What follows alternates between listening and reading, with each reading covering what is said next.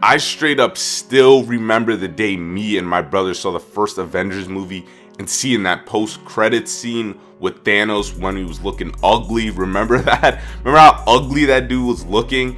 And seeing and just wondering what this dude's role was going to be throughout the universe of the Marvel movies.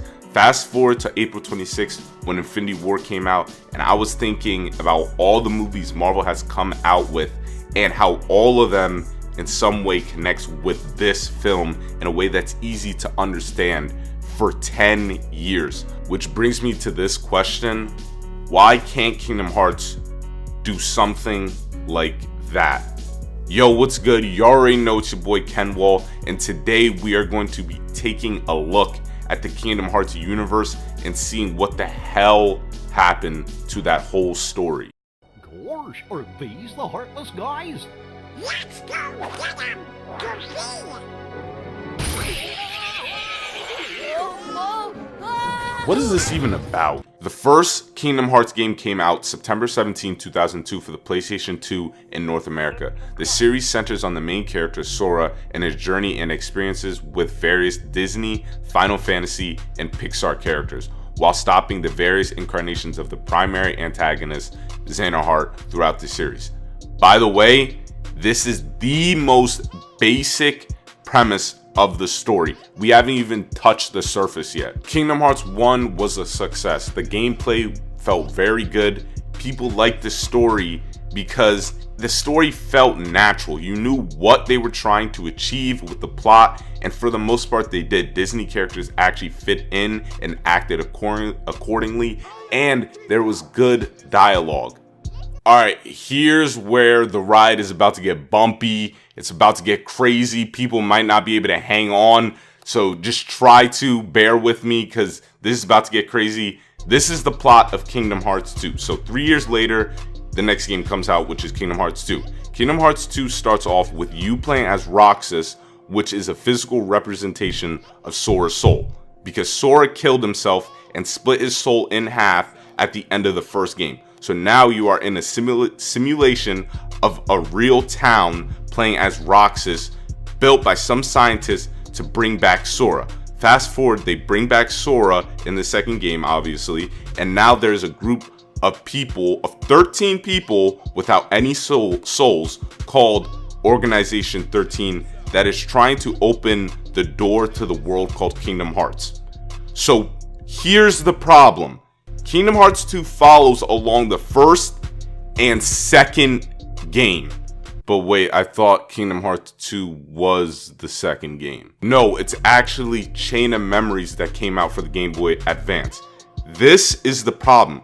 If you did not play the Game Boy Advance game, then you would be missing out on some of the essential stuff. And this is the pattern that they kept following. It's basically like watching Avengers 2, then skipping past Civil War, and then watching Infinity War and being like, what happened to the Avengers? It's straight up like that.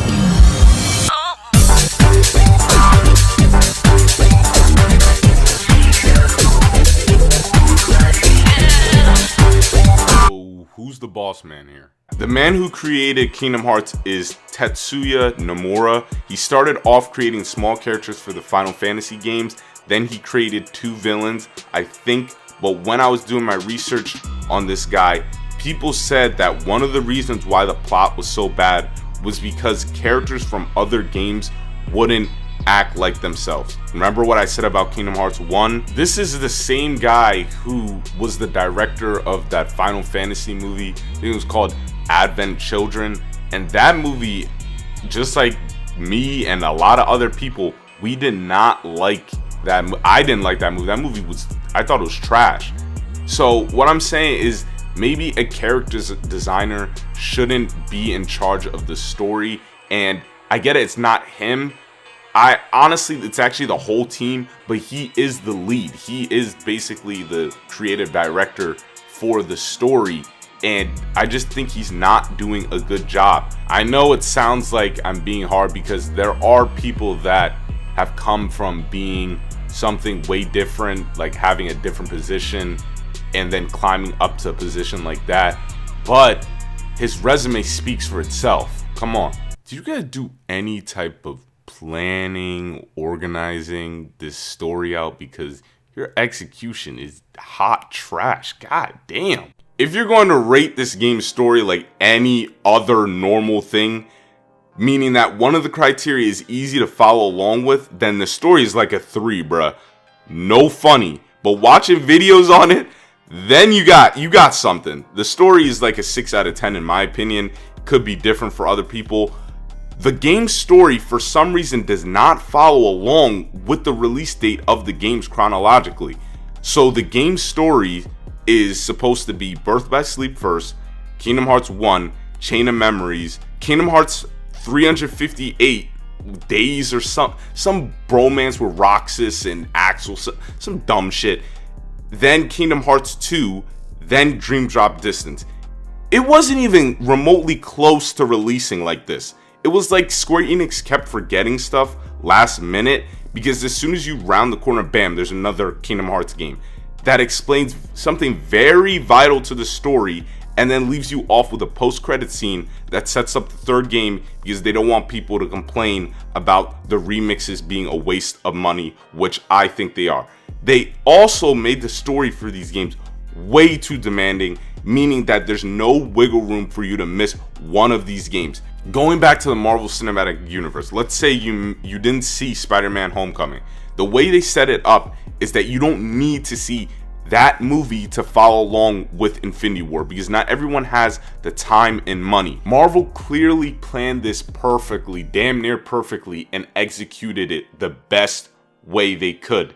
And the results show. Let's say both of them had these blueprints. Marvel had a blueprint that was nice and neat, that needed a little touch-ups along the way. But now for Square Enix, they probably had one of them just note sheet papers that looked like you just finished doing a hard-ass math assignment and required you to do straight dig into your eraser. And you know how the paper looks, it's all faded away. You could barely even see, it's not even legible. You guys know what I'm talking about. I'm about to shit on this bitch right now. Are you done? You done, right? You done, right? Are you done? Are you done?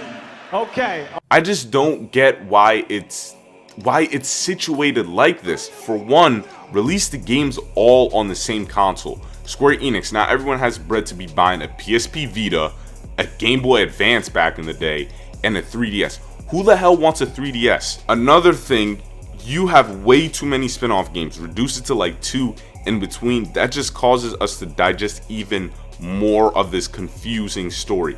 Stop ending the games thinking that the next game is going to pick off with the previous game and then adding a small post-credit scene showing off more in a different game. The stupid remixes. Lastly, this is more for Kingdom Hearts 3. Please make the story easier to follow. Just focus on the events that are going down in that game. Only in Kingdom Hearts 3. Don't reference Chain of Memories and Dream Drop Distance. Don't try not to reference those spin-off games. The only one that needs to be referenced, honestly, is Birth by Sleep.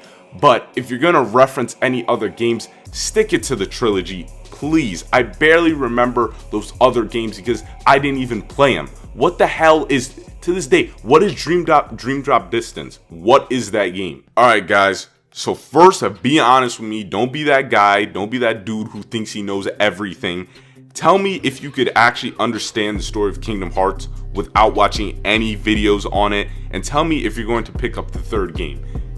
Kingdom Hearts, the gameplay, I always tell my brother, the gameplay for Kingdom Hearts 3, I ain't worried about the gameplay. That game looks fun. That game just looks mad fun.